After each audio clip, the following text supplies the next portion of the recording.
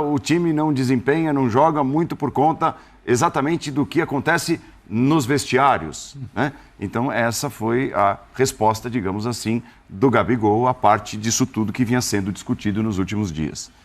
Antes de qualquer coisa, eu respeito muito a posição do Gabriel, o gol que ele faz, a classificação, ele tem tamanho para propor esse tipo de reflexão com a resposta dele, mas respeito também, acima de tudo, o conhecimento do Eric, que fez a pergunta, que vive há muitos anos o Flamengo. E ele em nenhum momento falou, ele ficou muito de não tem briguinha, tipo, querendo dizer que aquilo ali não pode ser a maior pauta.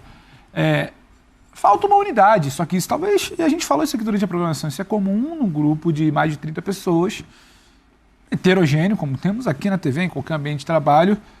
Talvez o Gabriel questione o tamanho que a coisa tomou, querendo pautar como se aquilo ali fosse o único motivo do não desempenho do Flamengo, do mau desempenho do Flamengo. Agora, é a eterna briga, né? Ganhamos, então vamos pra cima, não tem briga, tá tudo bom. O Gabriel abraça o Davi Luiz na comemoração do gol, que seria a notícia, a informação, né? Tem o grupo do Davi, o grupo do Gabriel, e tá tudo bem, porque são pessoas diferentes, momentos diferentes de chegada do Flamengo. O Gabriel experimentou, que o Davi não experimentou, o Davi experimentou só a cobrança, o Gabriel experimentou a glória, a cobrança e oportunidade de redenção diversas vezes. Para mim, a pauta não é tem briga ou não tem briga. O Gabriel, ele aproveita o momento, ele tem tamanho, ele propõe uma reflexão do tipo, olha só, a pauta principal não é a briga, não deixamos de jogar por conta de discussão. Em nenhum momento, talvez ele seja veemente falar, não existe isso aqui. Não. Ele evita propor na Big Brother, não tem que viver de fofoquinha, aí é um outro debate mais amplo. Só que é o papel dele, ele ganhou. Talvez ele não desse essa entrevista, um Flamengo eliminado, e aproveitou. E tá tudo bem, o papel do Gabriel é esse também. O Gabriel tem tamanho para isso. Repito, acho que não tem que passar, mas a falta de uma unidade, e a gente não pode se apegar apenas ao desempenho de jogo de ida, jogo de volta e classificação. O Flamengo tem problemas, e problemas maiores de comando, de troca, de ruptura. São Paulo fala de processo, de quebra de processo, início de trabalho. O Flamengo tem problemas maiores, muito debatidos, eles estão lá. Se há uma falta de unidade do grupo para se fechar e falar vamos lá, e talvez isso ocorra com o Fluminense, porque o Fluminense magoou, estava aquela espinha atravessada, também está lá. Agora, reflexão, será que é só a crise interna, porque ela vai existir sempre? Será que o Tom Gabriel está na função de líder do elenco, de baixar a temperatura de algo que saiu do vestiário e também faz parte do jogo? Não vejo algo como o repórter está errado, a imprensa não vale nada, o Gabriel é o justiceiro, porque a bola entrou. Gabriel, até semana passada, era o cara que queriam debater se estava fora de forma ou não, e que quando sai a prévia da escalação ontem, mas o Pedro fora, então assim, também é interessante... Não, só porque... Eu interpreto de um jeito diferente do seu. Não, tudo bem. Eu acho que a fala permite várias interpretações. Quando eu assistir, eu vou ter uma ideia melhor. Lendo o que foi dito, ele nega as informações. Não, é porque tem também, desculpa, tem um contexto das perguntas, quando elas são colocadas. E o Eric, ele é muito veemente, estava acompanhando aqui as perguntas, ele fala, então tem problemas? Aí que ele sai no... Tem problema da gente com vocês, né? Que ele fala, não existe... Tem problema, então, dentro do grupo, tem problema da gente com vocês. Então, assim, tem uma construção, e aí também não só a impressão, de informação, Vitor. Tá. Não é a maior unidade dentro do vestiário do Flamengo, não era em 2019. Então, assim... Não, eu só ia dizer uma coisa... Só para dizer que isso não é o maior problema. É muito rápido. E tem também um erro de posicionamento na hora de escolher as palavras. Da gente com vocês, vocês quem? Vocês da imprensa, pelo texto que o Paulo leu, ele fala duas vezes, vocês quem? Porque às vezes fica essa coisa, como se todas as pessoas que trabalhassem na imprensa fizessem parte de um grupo homogêneo, coletivamente unificado, que tem a mesma opinião. Mas eles enxergam e diz as mesmas coisas. Então, cara... Inclusive, só uma coisa, professor. Inclusive, a comunicação hoje, eu diria, não profissional, que é gigantesca, que acaba virando imprensa. Isso. E a gente ouve algumas perguntas na coletiva que vem daqueles satélites que ficam girando em torno do Flamengo. Então, e outros clubes, Birner, também tem.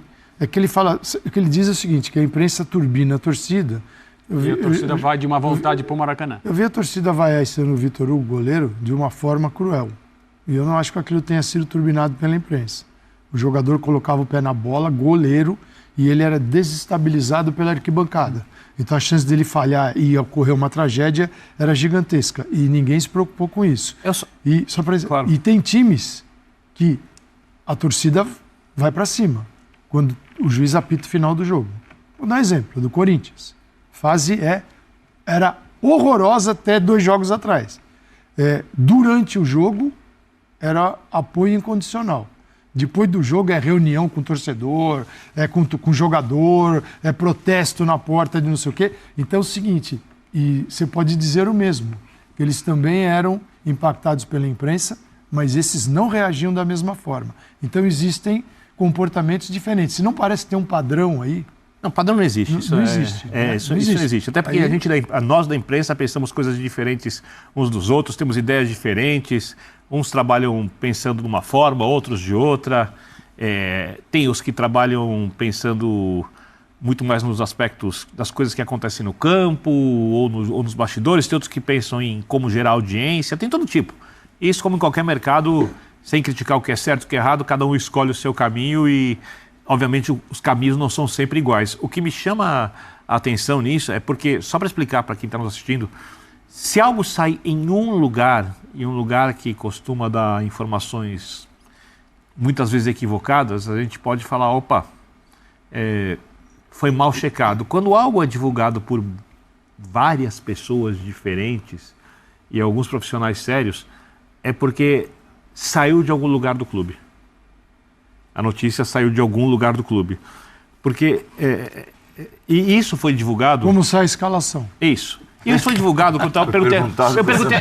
Ele disse, normal. Eu estava em férias, inclusive sem internet por parte do meu tempo, e eu li muito por alto. Eu fui aqui e perguntei para o Pedro, aqui quando estava tendo a entrevista. Só até onde o Pedro falou assim... A cronologia.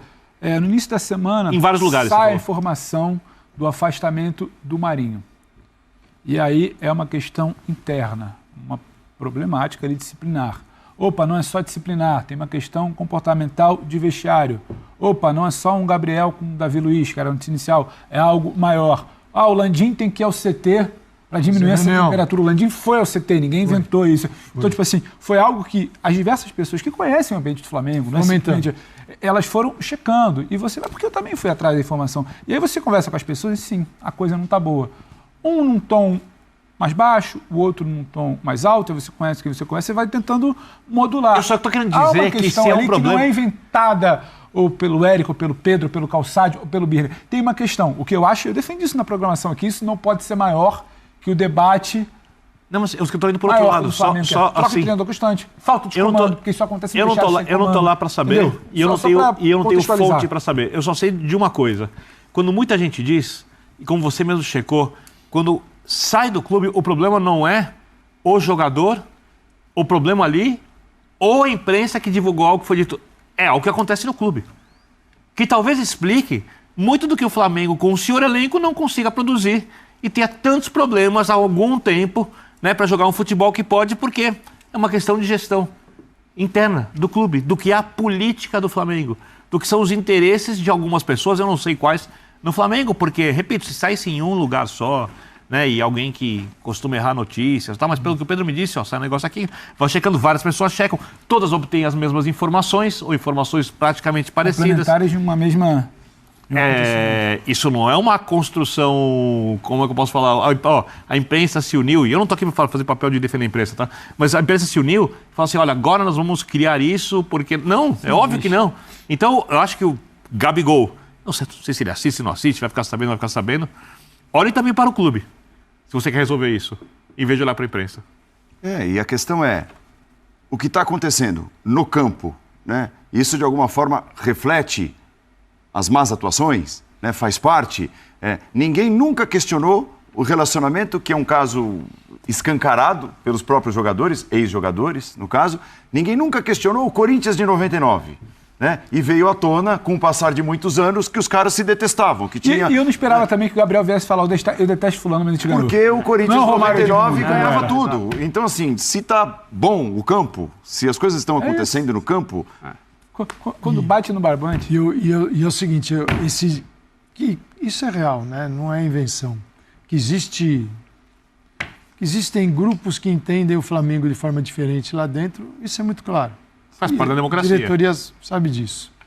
A diretoria sabe disso, né? Então, tanto que não tinha motivo para ter uma reunião se as coisas estivessem boas. E uma coisa está ligada à outra. São os grupos, um desentendimento, e aí as vitórias que não vêm, alguns resultados ruins, você forma uma situação. Agora, existe também uma mudança. Com a chegada do São Paulo, a gente sempre fala aqui, os caras que vieram para mudar o Flamengo dançaram até agora.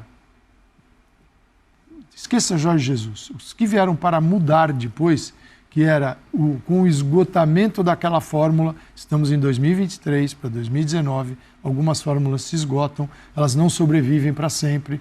Você tem um time de futebol, o segredo de uma grande equipe que tem orçamento e um departamento de futebol profissional é ir fazendo as trocas sem que elas sejam sentidas como outros clubes que, na verdade, têm uma queda, uma ruptura de um formato e é preciso criar tudo novo. Aí você vai precisar de 1, 2 anos e serão 1, 2 anos ou 3 ou 4 de crise.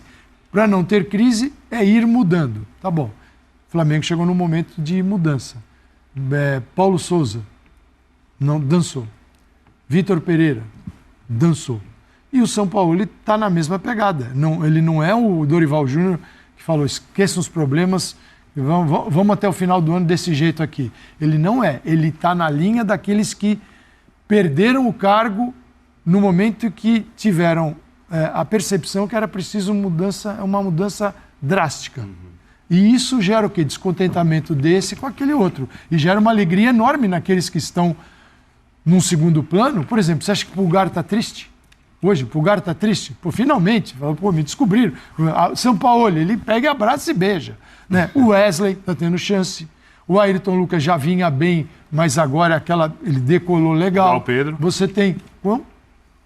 Já o Pedro, hoje, já não está tão feliz assim. O Everton Ribeiro não está tão feliz assim. Tem que ser mais importante o clube. Existe uma mudança que vai ampliar esse descontentamento e talvez separe em grupos com visões distintas. E esse é o processo. Esse é o processo. E a questão da matemática. Esse é o processo do futebol, do Flamengo e dos outros. Dos seres humanos.